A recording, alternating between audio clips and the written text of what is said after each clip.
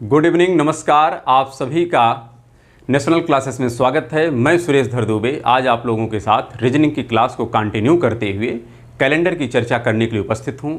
हम अपेक्षा करते हैं कि आप लोग स्वस्थ होंगे, मस्त होंगे और अपनी पढ़ाई में संलग्न होंगे। चैनल को सब्सक्राइब, लाइक एवं शेयर करने के लिए आप सभी का धन्यवाद। यदि आपने अभी तक चैनल को सब्सक्राइब नहीं किया तो चैनल को सब्सक्राइब करें, लाइक करें एवं प्रमोट करें, जिससे प्रत्येक वीडियो का नोटिफिकेशन आप लोगों तक समय समय पर मिलता रहे। प्रत्येक वीडियो का PDF मटेरियल भी आप लोगों को कालक्रम में टेलीग्राम चैनल पर उपलब्ध हो जाएगा। आप उसे वहां से डाउनलोड करें और जिसका लिंक भी नीचे कमेंट बॉक्स में दे दिया जाएगा। इस प्लेटफॉर्म के माध्यम से आप लोगों को अभी वर्तमान में रीजनिंग की क्लासें मिल रही हैं, साथ में हिंदी की क्लासेस मिल रही हैं और कुछ समसामयिकी से संबंध रखने वाले तथ्यों पर भी डिस्कशन किया जा रहा है। और कालक्रम में आप देखेंगे कि आपके साथ GS की क्लासें भी कंटिन्यू की जाएंगी। तो आइए हम प्रारंभ करते हैं आज कैलेंडर के विषय में। यह एक ऐसा टॉपिक है कि जिसका अगर बेसिक कॉन्सेप्ट आपको क्लियर हो गया तो यकीन करिएगा प्रश्न कितना भी टफ पूछा जाए फिर भी आप उसे सहजता से कर सकते हैं। यहाँ पर कैलेंडर समझने के लिए यह समझना है कि कैलेंडर में जो दिन होते हैं कितने दिन होते हैं, पहले तो यही समझना है। अर्थात कैलेंडर का जो दिन शुरू होता है, यहाँ पर आप देखिएगा सोमवार होता है। क्या होता है? सोमवार। फिर होता है मंगलवार। ऐसे आपको समझना है, बहुत बेसिक तरीके से हम बताएंगे। फिर बुधवार, बृहस्पतिवार, शुक्रवार, शनिवार और रविवार। ये दिन हैं और इन्हीं को मिला करके आपका पूरा एक सप्ताह बनता है। अर्थात 7 दिन होते हैं, जिसमें सोमवार को हम लोग 1 से रिप्रेजेंट करते हैं, मंगलवार को 2 से रिप्रेजेंट करते हैं, बुधवार को 3 से रिप्रेजेंट करते हैं, बृहस्पतिवार को 4 से रिप्रेजेंट करते हैं, शुक्रवार को 5, शनिवार को 6 और रविवार को हम लोग 0 से रिप्रेजेंट करते हैं। अर्थात टोटल होते हैं 7 दिन। लेकिन जब किसी भी संख्या में आप 7 से भाग करते हैं, किसी भी संख्या में, तो शेष 1 से लेकर के 6 तक ही मिलता है। उसके पश्चात आपको शेष नहीं मिलता है, वह पूरी डिजिट डिवाइड हो जाती है। जैसे मान लेते हैं आपने 13 में 7 का भाग किया तो शेष आपका 6 बचेगा। अगर पूरा पूरा कट गया तो इसका तात्पर्य है लास्ट दिन कौन सा है? रविवार है। तो आपकी जो कैलेंडर का टॉपिक है उसमें यह एक की रोल निभाएगा, इसलिए इसको आपको याद कर लेना है। एज इट इज़ याद कर लीजिए कि किसके लिए किस अंक का हम प्रयोग करेंगे। अगर इतनी बातें आपको स्पष्ट हो गई हैं तो आगे भी हम कुछ बातें आपके साथ शेयर करते हैं जो भी जानना आपके लिए काफ़ी आवश्यक है। अब हम बात करते हैं कि कैलेंडर में हमको सिर्फ एक ही चीज़ कैलकुलेट करना होता है और वो होता है सप्ताह।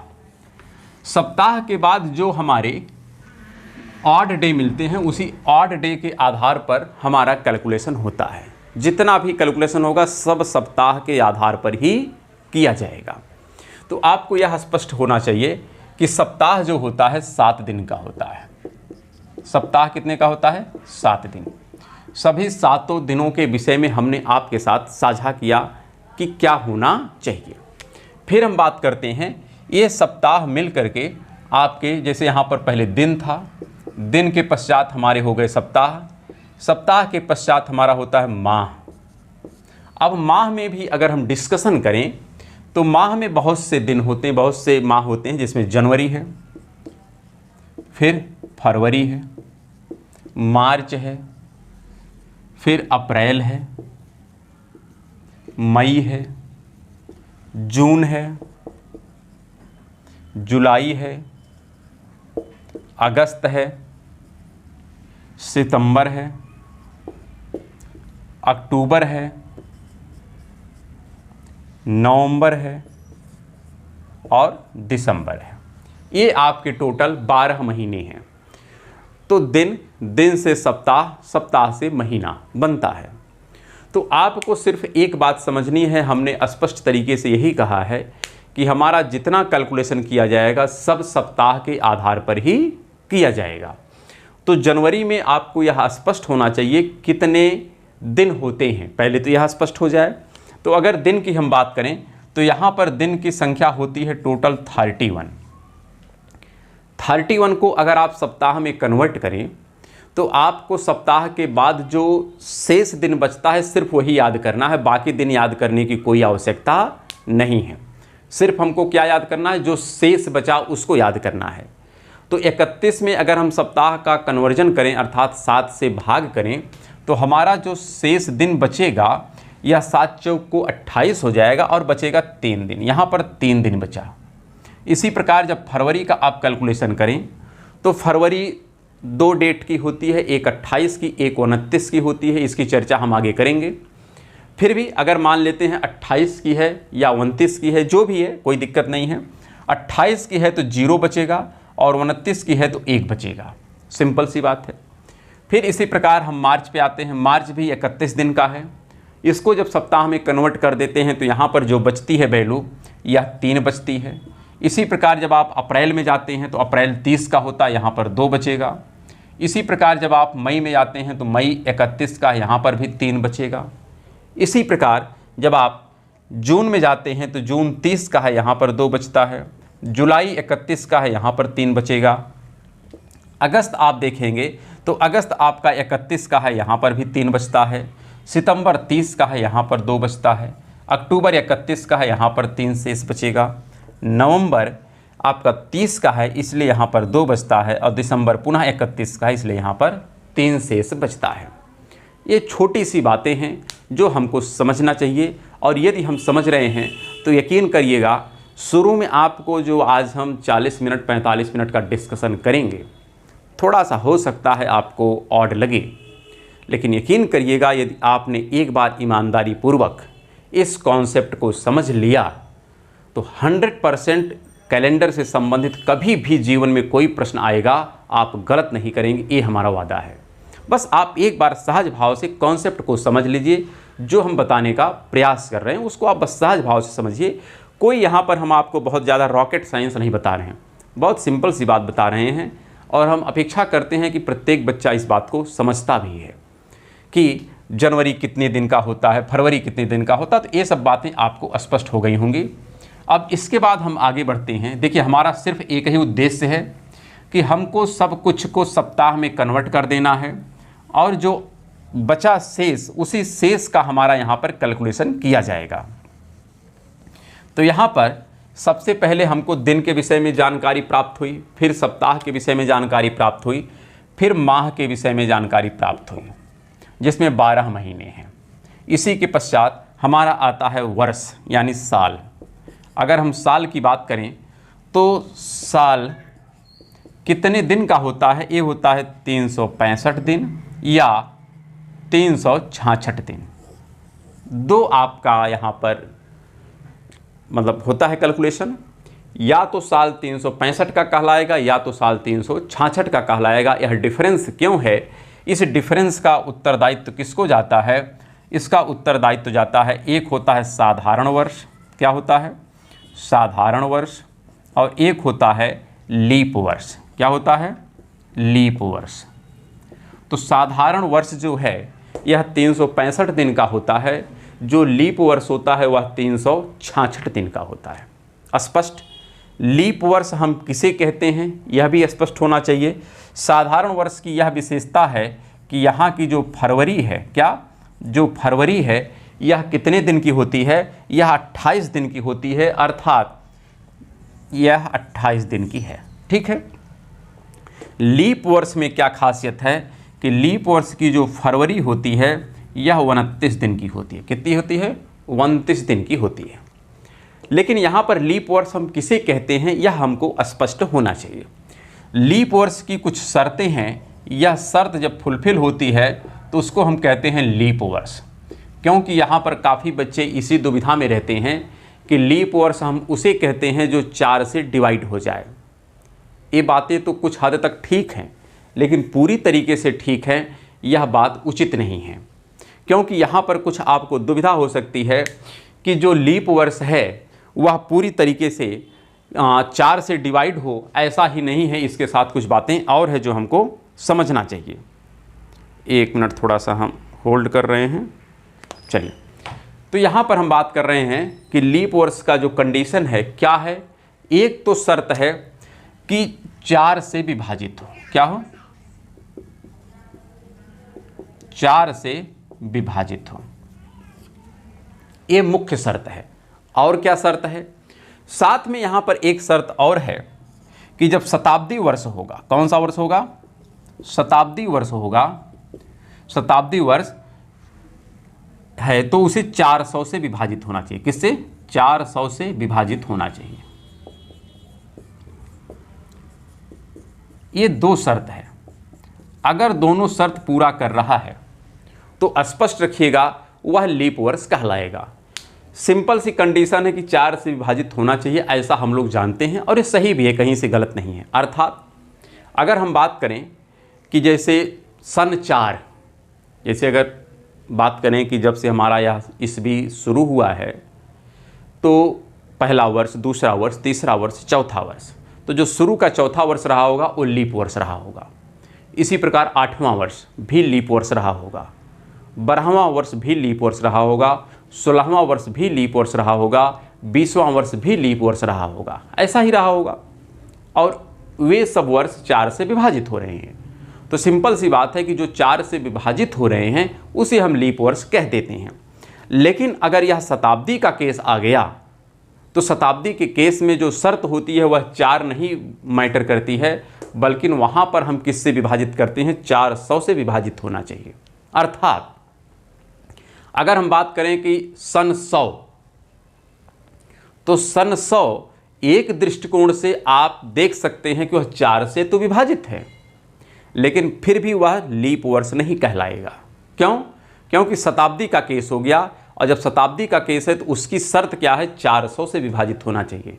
100 जो है 400 से विभाजित नहीं होता है। अर्थात जो सन 100 रहा होगा वह लीप वर्ष नहीं रहा होगा, सन 200 लीप वर्ष नहीं रहा होगा, सन 300 लीप वर्ष नहीं रहा होगा। हाँ, सन 400 जो रहा होगा वो लीप वर्ष होगा। क्यों? क्योंकि वह 400 से विभाजित होता है। तो यह बहुत साधारण सी बात है, हमको समझना है कि लीप वर्ष की जो केवल हम एक ही शर्त जानते हैं यह अधूरी जानकारी है। लीप वर्ष की एक दूसरी भी शर्त है जो हमको समझ में आनी चाहिए। शताब्दी के केस में हम 4 से नहीं बल्कि 400 से विभाजित करते हैं, और शेष सभी वर्षों को हम 4 से विभाजित करते हैं, और जो 4 से विभाजित हो जाता है उसे हम लीप वर्ष कहते हैं। लीप वर्ष में जो फरवरी होता है वह 29 दिन का हो जाता है, और पूरा वर्ष 365 दिन का होता है, 366 दिन का होता है। कितना होता है? 366 दिन का होता है। तो ये बातें भी आपको स्पष्ट हो गई होंगी। इसमें कोई विशेष ऐसा टेक्निक हमने नहीं बताया कि जो आपको पता नहीं है, सब कुछ पता है, बस एक आध पॉइंट नए हैं, लेकिन इसको एक सिस्टम से हम समझने का प्रयास कर रहे हैं। और जब सिस्टम समझ लेंगे तो आपको इनके प्रश्न बनाने में कभी भी कोई असुविधा नहीं आएगी। तो यहाँ पर अब हम बात करते हैं कि जो साधारण वर्ष है या जो लीप वर्ष है, अगर इसको हम सप्ताह में कन्वर्ट करें इसको, तो यहाँ पर टोटल होता है 52 सप्ताह। कितना होता है? 52 सप्ताह प्लस 1 दिन। ये आपको ध्यान रखना है, क्योंकि आप 365 में 7 से भाग करेंगे तो सिंपल हमको बस एक ही चीज़ याद करनी है कि शेष कितना बचा। तो 365 में 7 से भाग कर लो, क्या दिक्कत है? 365 में 7 से भाग करो, तो 7 से भाग करेंगे तो कितनी बार जाएगा? तो 7 बचे 35, 35 हो गया, 1 बचा 15, 7 दूनी 14, 1 बचा। तो यहाँ पर 52 बार गया, अर्थात टोटल 52 सप्ताह हो गया, और 1 दिन शेष बच गया। बस ये याद रखना है कि साधारण वर्ष में जो शेष दिन बचता है यह 1 बचता है। क्या बचता है? 1 बचता है।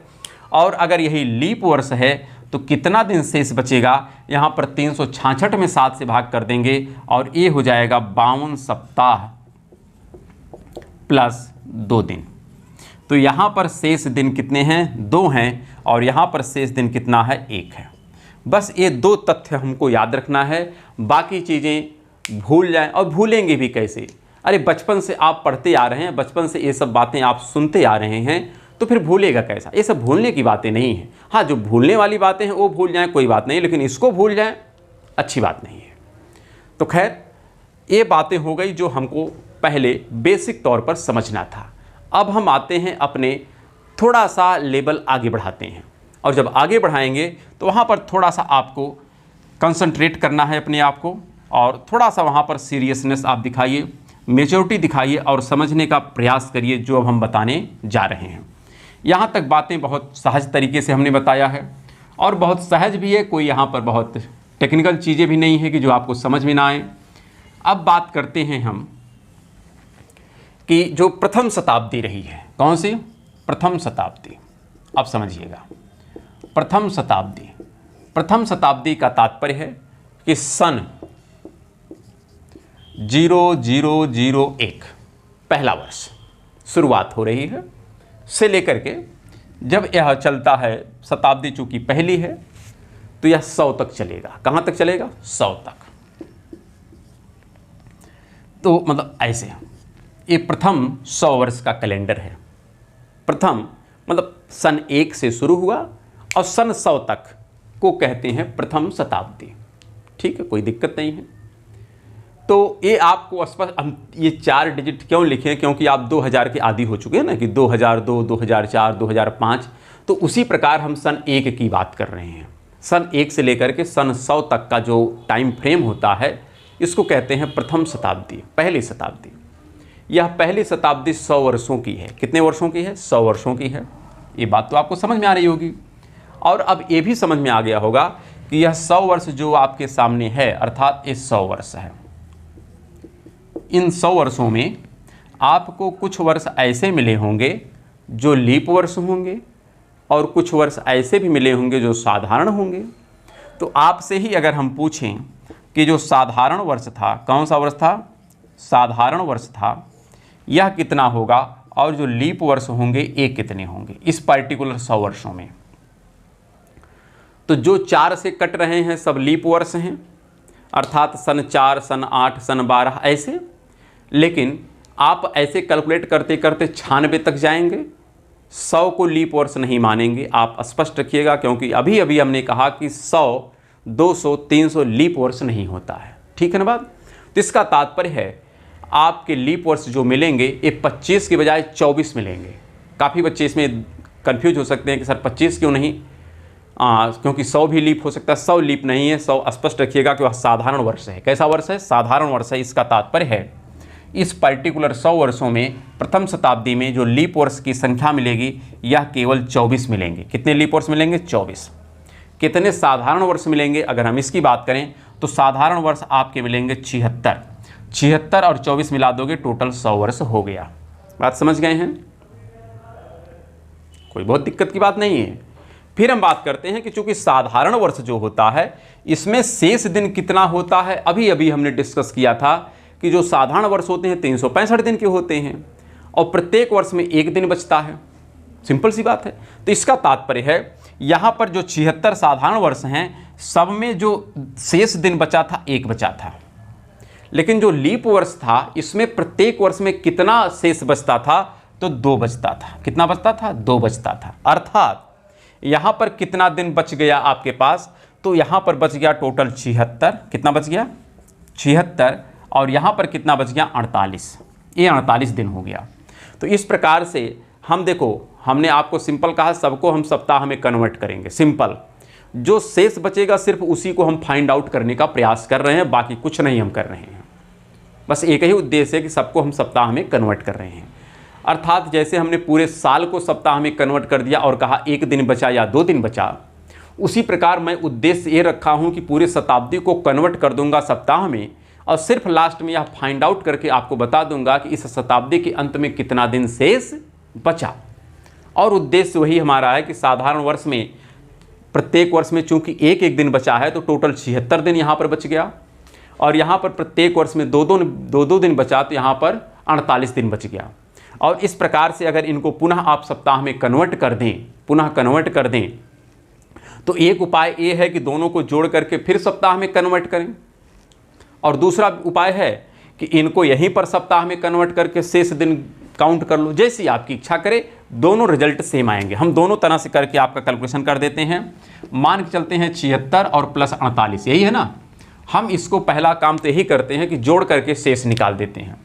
इसको जब जोड़ेंगे तो 8 6 14 हो जाएगा, फिर 7 4 11 1 12 हो जाएगा, 124 में आप 7 से भाग कर लीजिए तो 7 कई एक बार जाएगा तो यहाँ पर 7 हो जाएगा, 5 आ जाएगा, फिर 4 आ जाएगा, 7 सत्ते 49 हो जाएगा।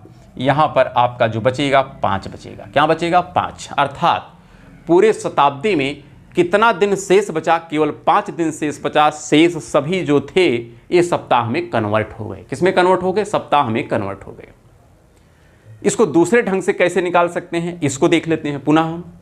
लेकिन 5 ही बचेगा। कैसे बचेगा? 76 का मतलब हमें मान चलते हैं कि इसको अगर सप्ताह में कन्वर्ट करेंगे आप तो यहाँ से 6 दिन बचा। कितना दिन बचा? 6। और यहाँ से अगर कैलकुलेट करेंगे तो 7 छक 42, 42 और 42 यहाँ पर हो जाएगा 6, यहाँ पर भी 6 हो गया, 42 से 48। अर्थात यहाँ पे 6 दिन बचा यहाँ पर, क्योंकि हमने 7 से भाग कर दिया। क्यों? सप्ताह में कन्वर्ट करना था। तो या तो जोड़ के सप्ताह में कन्वर्ट करो या यहीं पे सप्ताह में कन्वर्ट कर दो, कोई दिक्कत नहीं है। तो इसको कन्वर्ट किया तो यहाँ से 6 दिन बचा, यहाँ से 6 दिन बचा, अर्थात यहाँ पर 12 दिन बच गए। और 12 दिन को पुनः आपने सप्ताह में जब कन्वर्ट किया तो यह पुनः आपका क्या बचेगा? सप्ताह में जब कन्वर्ट करेंगे अर्थात 7 से करेंगे तो यहाँ पर 5 दिन। अर्थात यही रिजल्ट यहाँ पर भी है कि ओवरऑल पहली शताब्दी में कितना दिन शेष बचा? 5 दिन शेष बचा। इसका तात्पर्य क्या है? थोड़ा इसको हम आपको अब डिफाइन कर देते हैं। ये बातें आपको सिर्फ हमने कैलकुलेशन करने के दृष्टिकोण से बताया है। शेष अब कैलकुलेशन हम अगली शताब्दी में नहीं करने वाले हैं। बस हम इसी प्रकार से आपको अगली शताब्दी के विषय में सीधा सीधा लिख देंगे। कैसे लिखेंगे? आइए उसकी अब हम बात करते हैं। इसको आप 1 बार, 2 बार, 3 बार, 4 बार जितना हो सकता है रिवीजन करिए। और यदि किसी प्रकार की कोई असुविधा आती भी है तो आप कमेंट बॉक्स में उसको कमेंट करिए। उस पर जो भी उचित आंसर होगा वह पूरा देने का हम प्रयास करेंगे। इसलिए आप लोग निश्चिंत होकर के बस केवल इस पॉइंट को समझने का प्रयास करें। और अगर आपको नौकरी मिले और थोड़ी सी मेहनत करनी पड़ जाए तो कौन सा हर्ज है? मेहनत करने के लिए ही आप इतना परिश्रम कर रहे हैं तो थोड़ा परिश्रम ठीक ठाक ढंग से कर लिया जाए जिससे हमको रिजल्ट मिल जाए। बस उद्देश्य एक ही है। यहाँ पर अगर हम बात करें कि जो प्रथम शताब्दी थी, क्या जो प्रथम शताब्दी है, प्रथम शताब्दी का जो पहला दिन है, क्या प्रथम शताब्दी का पहला दिन, अर्थात ये जो शताब्दी है जिसको कह रहे हैं प्रथम शताब्दी, तो प्रथम शताब्दी का जो पहला दिन था, अर्थात जब पहली शताब्दी शुरू हुई थी तो किस दिन से शुरू हुई थी? ये शुरू हुई थी सोमवार से। कब शुरू हुई थी? सोमवार से। हमने कहा शुरुआत जो हुई है ये सोमवार से हुई है, ठीक। लेकिन पहली शताब्दी खत्म होते होते सन 100 कंप्लीट होते होते अर्थात 31 दिसंबर सन 100 में जो लास्ट दिन रहा होगा, अर्थात यहाँ पर जो पहला दिन है इसका तात्पर्य आप ये समझिएगा कि पहली तारीख, पहला महीना सन 1 जो रहा है वो दिन सोमवार रहा है। क्या रहा है? सोमवार रहा है। इसी प्रकार हम कहेंगे प्रथम शताब्दी का अंतिम दिन। क्या? अंतिम दिन। अंतिम दिन क्या रहा होगा? अर्थात यहाँ पर हम बात कर रहे हैं 31 दिसंबर सन 100, अर्थात ये वाला लास्ट वाला दिन क्या रहा है। तो यहाँ पर अभी अभी हम लोग कैलकुलेशन करके 5 निकाले थे। कितना निकाले थे? 5। बाकी सब सप्ताह में कन्वर्ट हो गया लेकिन लास्ट में हमको 5 बचा। कैसे हम लोग कैलकुलेट किए? हमने उसके विषय में बहुत विस्तृत तरीके से अभी अभी डिफाइन किया है कि हमने यह देखा कि प्रथम 100 वर्षों में 76 साधारण वर्ष थे और 24 लीप वर्ष थे। तो 76 दिन शेष बच गया साधारण वर्षों में और 48 दिन शेष बच गया आपके लीप वर्ष में।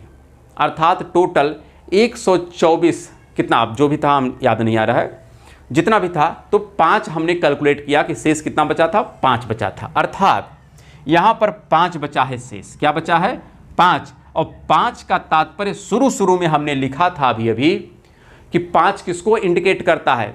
1 जो है वह सोमवार को इंडिकेट करता है, 2 मंगलवार को, 3 बुधवार को, 4 बृहस्पतिवार को और 5 शुक्रवार को। अर्थात यह लास्ट दिन जो रहा है इसका नाम है शुक्रवार। अर्थात पहली शताब्दी का अंतिम जो दिन है वह दिन शुक्रवार है। इससे देखिए आप, अभी बाद में हम एक आपको इसमें सिस्टम बता देंगे। सिस्टम का तात्पर्य है एक आपको ट्रिक बता देंगे कि उससे प्रश्न पूछा जाता है और हम लोग दुविधा में आ जाते हैं और गलत कर देते हैं। आपको ये बात स्पष्ट हो गई होगी कि पहली शताब्दी का पहला दिन सोमवार था, लेकिन पहली शताब्दी का अंतिम दिन जो था वह था शुक्रवार। इसी प्रकार अब हम बात करते हैं दूसरी शताब्दी का। किसकी बात करते हैं? दूसरी शताब्दी का। और ऐसे करते करते हम आज के डेट तक पहुंच जाएंगे और कैलकुलेशन करके बता देंगे कि आज का जो डेट है इस डेट पर कौन सा दिन होगा। आज की डेट पर कौन सा दिन है जो हम लोगों को पता भी है, लेकिन हम उसको इस पर्टिकुलर कॉन्सेप्ट के माध्यम से वेरीफाई करके दिखा देंगे कि कौन सा दिन होगा। यहाँ पर हमने कहा जो पहली शताब्दी है इसका पहला दिन था सोमवार। क्या था? पहला दिन है सोमवार, ठीक। और अंतिम दिन क्या है? अंतिम दिन ये आपको मिला है शुक्रवार। क्या मिला है? शुक्रवार। इसी प्रकार अब हम लिखते हैं दूसरी शताब्दी। क्या लिखते हैं? दूसरी शताब्दी। दूसरी शताब्दी का जो पहला दिन होगा यह शुक्रवार पे अगर खत्म हुआ है, शुक्रवार पे अगर खत्म हुआ है तो शुरुआत होगा किस पर? अर्थात इसका जो पहला दिन होगा यह पहला दिन होगा शनिवार। होगा कि नहीं होगा? क्योंकि शुक्रवार पे पहली शताब्दी समाप्त हुई, तो दूसरी शताब्दी की जो शुरुआत है अर्थात 1 जनवरी सन 2, अरे 1 जनवरी सन 101, 2 नहीं, कन्फ्यूजन में पड़िएगा, क्योंकि दूसरी शताब्दी का जो तात्पर्य है ये हम यहाँ पर लिख देते हैं। इसका तात्पर्य है कि 101 से यह शुरू हो रही है और कहाँ तक चलेगी? तो यह 200 तक चलेगी। यह आपकी दूसरी शताब्दी है। ठीक है बात में? तो इसका जो पहला दिन है ये है शनिवार, और इसका जो अंतिम दिन होगा, कौन सा दिन होगा? अंतिम दिन। अंतिम दिन आपको क्या मिलेगा? अब बताइए। यह बात स्पष्ट हो जानी चाहिए। कैलकुलेशन करने का एक तरीका तो ये है, हमने कहा पहली शताब्दी में कितना दिन बचा था? 5। इतना बात तो याद है ना? ठीक है, लिख देते हैं। यहाँ पे बचा था 5। दूसरी शताब्दी में भी कितना बचेगा? 5, क्योंकि सेम कैलकुलेशन है, कोई दिक्कत नहीं। यहाँ पे भी 76 साधारण होगा, 24 लीप होगा, यही तो होगा, कुछ और तो होगा नहीं। तो 5 यहाँ पे बचा है, 5 यहाँ पे बचा है, अर्थात 5 पहले शताब्दी में बच गया और 5 दूसरे शताब्दी में बच गया। इसका तात्पर्य है कि कितना शेष बच गया टोटल? तो 5 5 10, 5 5 10, और 10 का तात्पर्य 3, क्योंकि 5 5 का तात्पर्य क्या होता है? 5 + 5 यानी 10, और 10 को जब सप्ताह में कन्वर्ट करेंगे तो 3 दिन बचा। क्या बचा? 3 दिन। 3 दिन का तात्पर्य क्या होता है? बुधवार। क्या होता है? बुधवार। तो यहाँ पर 3 दिन बचा, और 3 दिन का तात्पर्य सोमवार, मंगलवार यानी बुधवार। क्या बचा? बुधवार। तो ये बातें तो आपको स्पष्ट हो जानी चाहिए, यहाँ पर किसी प्रकार का कोई डाउट नहीं होना चाहिए। ये हो गया दूसरी शताब्दी का अंतिम दिन। कैसे हमने कैलकुलेट किया? फिर से स्पष्ट कर देते हैं। पहली शताब्दी में चूंकि 5 बचा था, उसी प्रोसेस से दूसरी शताब्दी में भी 5 बचेगा, तो दोनों शताब्दी का 5 5 जोड़ देंगे, 10 हो जाएगा। तो 10 का मतलब 3 दिन, क्योंकि 7 दिन का सप्ताह होता है, तो 3 दिन बचा, और 3 दिन का तात्पर्य होता है बुधवार। क्या बचा? बुधवार। अर्थात दूसरी शताब्दी का जो अंतिम दिन है वो है बुधवार। क्या है? बुधवार। इसी प्रकार अब हम बात करते हैं तीसरी शताब्दी का। किसकी बात करते हैं? तीसरी शताब्दी का। और तीसरी शताब्दी का जो पहला दिन होगा वह आप समझ सकते हैं, ऐसे आप निकाल लीजिएगा। पहला दिन जो मिलेगा यह बुधवार के बाद अगला दिन होगा, जिसका नाम है बृहस्पतिवार। क्या हो जाएगा? बृहस्पतिवार। लेकिन इसका जो अंतिम दिन होगा, कौन सा दिन होगा? अंतिम दिन होगा इस शताब्दी का। और यह शताब्दी कब से शुरू है? तो 201 से लेकर के 300 तक को हम कहते हैं तीसरी शताब्दी। यहां पर अगर आप बात करें तो 5 यहां पर भी बचा है। 5 पहले में, 5 दूसरे में, 5 तीसरे में, अर्थात 5 5 10, 5 15। 15 का तात्पर्य है, अगर आप इसको सप्ताह में कन्वर्ट करें तो बचा 1 दिन। क्या बचा? 1 दिन। और 1 दिन का क्या तात्पर्य होता है? 1 दिन का तात्पर्य होता है सोमवार। क्या होता है? सोमवार। अर्थात यह तीसरी शताब्दी का जो अंतिम दिन होगा ये हो जाएगा सोमवार। स्पष्ट हो गया? तीसरी शताब्दी का अंतिम दिन सोमवार, पहला दिन बृहस्पतिवार। स्पष्ट है ना? हम यह दिन भले नहीं याद कर सकते कि कौन सा दिन है कौन सा दिन नहीं है, ये हमें भूल सकता है, हम मान सकते हैं, लेकिन यह आपको कदापि नहीं भूलेगा कि 5 बचता है, 5 हर जगह बच रहा है, ये बात कॉमन है। और जब 5 आपको याद हो जाएगा तो ये दिन आप ऑटोमेटिक लिख सकते हैं, निकाल सकते हैं। एक बार दो बार आपको इस वीडियो को रिवाइज करना पड़ेगा, क्योंकि प्रैक्टिस का विषय है। एक बार दो बार अगर आपने कर लिया तो बहुत सहजतापूर्वक आप हर प्रश्न बना ले जाएंगे। इसी प्रकार अब हम आते हैं चौथी शताब्दी पर, ठीक है ना। तो यहाँ पर बात करते हैं जो हमारी चौथी शताब्दी है, चौथी शताब्दी। अब चौथी अगर हम शताब्दी की बात करें तो चौथी शताब्दी का जो पहला दिन होगा, कौन सा दिन? पहला दिन। यह पहला दिन अर्थात इसका पहला लास्ट दिन था सोमवार, तो अगला जो शताब्दी आएगी उसका जो पहला दिन पड़ेगा वो क्या पड़ जाएगा? मंगलवार पड़ेगा। क्या पड़ेगा? मंगलवार। यहाँ पे तो कोई दिक्कत नहीं है, क्योंकि सोमवार पे ख़त्म हुआ तो अगला तो मंगलवार ही होगा।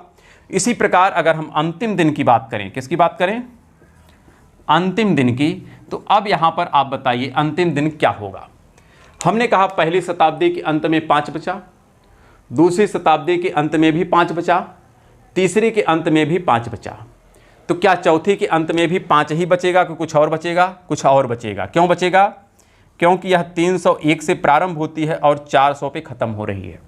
और जो 400 है, यह 400 अपने आप में एक लीप वर्ष हो गया। क्या हो गया? लीप वर्ष हो गया। 200 लीप वर्ष नहीं था, 100 लीप वर्ष नहीं था, 300 लीप वर्ष नहीं था, लेकिन 400 जो है पर्टिकुलर, यह एक लीप वर्ष हो गया। अर्थात इस पर्टिकुलर 100 वर्ष में, इस पर्टिकुलर 100 वर्ष में अब जो होगा कैलकुलेशन, 75 साधारण वर्ष हो जाएंगे और 25 लीप वर्ष हो जाएंगे। बात स्पष्ट हो गई होगी। इसका तात्पर्य है कि जो अब तक शेष हमारे 5 बचते थे, यह शेष अब 5 नहीं बचेंगे बल्कि 6 बचेंगे। कैसे? कैलकुलेशन कर देते हैं एक बार आपको। यहाँ पर हम कह रहे हैं कि यहाँ पर 75 और प्लस 25, 75 में 75 बचा और 25 में 2, तो ये 50 हो गया। और यहाँ पर 75, तो टोटल आप जोड़ देंगे तो 125 आ जाएगा। और 125 को जब सप्ताह में कन्वर्ट करेंगे तो यहाँ पर आपका कितना दिन आएगा? 6 दिन आएगा। कैलकुलेशन कर लीजिए, कोई दिक्कत का विषय नहीं है। तो यहाँ पर 6 दिन आया। अर्थात जो अब तक हम लोगों की शताब्दी में 5-5 बच रहा था, अब चौथी शताब्दी में यह 6 बच गया। क्या बच गया? 6 बच गया। अर्थात यहाँ पर 6 बचा है। और जब 6 बचा तो अब आप जोड़ लीजिए 6 और 5, 5 10, 5 15, 15 पहले से और 6 इधर है, तो इधर जोड़ लीजिए आप 15, 15 6 21, 21 का तात्पर्य 0, 21 का तात्पर्य क्या है? 0। 0 का तात्पर्य है अंतिम दिन क्या हो गया? रविवार हो गया। क्या हो गया? रविवार। अर्थात अब जो अगली शताब्दी शुरू होगी, 5वीं शताब्दी, उसका दिन फिर से शुरू हो जाएगा सोमवार। अर्थात इससे एक कंक्लूजन आपको निकल गया होगा कि 400 सालों के पश्चात का कैलेंडर एज इट इज होता है, उसमें 1 भी % का कोई अंतर नहीं होता है।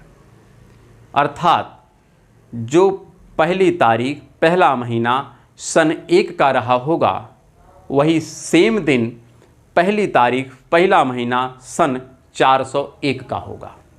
एज इट इज होगा, कोई डिफरेंस नहीं होगा, क्योंकि 400 तक पहुंचते पहुंचते पूरा कंप्लीट कैलेंडर मेरा 0 हो जाता है। अर्थात हर 400 वर्षों में कैलेंडर शून्य हो जाता है। तो इस प्रकार से हम लोगों ने कुछ बेसिक कॉन्सेप्ट को अभी समझने का प्रयास किया है। तो इसका तात्पर्य है कि शताब्दी का जो अंतिम दिन होता है और जो पहला दिन होता है, इसके अतिरिक्त कुछ और नहीं हो सकता कभी भी, किसी भी कीमत में। अर्थात अगर आपसे कोई कहे कि बताइए किसी भी शताब्दी का अंतिम दिन क्या इसके अतिरिक्त, मतलब शुक्रवार, बुधवार, सोमवार, रविवार के अतिरिक्त कुछ और मिलेगा क्या? क्या कभी यहाँ पे शनिवार मिलेगा क्या? कदापि। केवल 4 ही दिन मिलेंगे। शताब्दी का अंत, आप किसी भी शताब्दी का अंत देख लीजिए, या तो वैल्यू यह मिलेगी, शुक्रवार मिलेगा, या बुधवार मिलेगा, या तो यह मिलेगा, या तो यह मिलेगा। इसके अतिरिक्त कुछ और दिन मिलने वाला नहीं है। और शताब्दी की शुरुआत या तो सोमवार से होगी, या तो शनिवार से होगी, या तो बृहस्पतिवार से होगी, या तो मंगलवार से होगी। इसके अतिरिक्त शताब्दी की शुरुआत किसी और दिन से संभव ही नहीं है। और यही प्रश्न कभी काल पूछ लिया जाता है कि शताब्दी का पहला दिन निम्नलिखित विकल्पों में से कौन सा नहीं होगा। उसमें आपके सामने विकल्प सोमवार लिख देगा, शनिवार लिख देगा, बृहस्पतिवार लिख देगा, साथ में कुछ और एक अलग दिन लिख देगा जो मंगलवार नहीं होगा। तो वही आंसर हो जाएगा, क्योंकि 4 ही दिन से शताब्दी शुरू होगी और 4 ही दिन पे शताब्दी का अंत होगा। ये बातें आपको स्पष्ट हो गई होंगी, अर्थात यहाँ तक हमको कोई दुविधा नहीं होनी चाहिए। इसका तात्पर्य ये निकला कि प्रथम 400 वर्षों का कैलेंडर शून्य हो गया, इसी प्रकार प्रथम 800 वर्षों का कैलेंडर शून्य हो जाएगा, प्रथम 1200 वर्षों का कैलेंडर शून्य हो जाएगा, प्रथम 1600 वर्षों का कैलेंडर शून्य हो जाएगा और प्रथम 2000 वर्षों का कैलेंडर शून्य हो जाएगा। भाई कैलकुलेशन तो यही हुआ ना, क्योंकि 400 वर्षों का कैलेंडर शून्य हो जाता है। तो इसी प्रकार प्रथम 400 का शून्य, प्रथम 800 का शून्य, प्रथम 1200 का शून्य, प्रथम 1600 का शून्य और प्रथम 2000 तक का शून्य हो गया। अर्थात 2000 के बाद से जो शुरू हुआ है 2001, 2002, 2003, इसका हमको कैलकुलेशन करना चाहिए। तो कैसे कैलकुलेशन होगा अब उसकी हम चर्चा करेंगे, लेकिन यह कैलकुलेशन हम लोग कल के क्लास में करेंगे प्रश्नों के माध्यम से। यहाँ तक तो मेरा कॉन्सेप्ट था और कल इसी पे आधारित हम प्रश्न का चर्चा करने के लिए आपके समक्ष उपस्थित हो जाएंगे। तो अब फिर मिलते हैं कल की क्लास में, तब तक के लिए नमस्कार, धन्यवाद।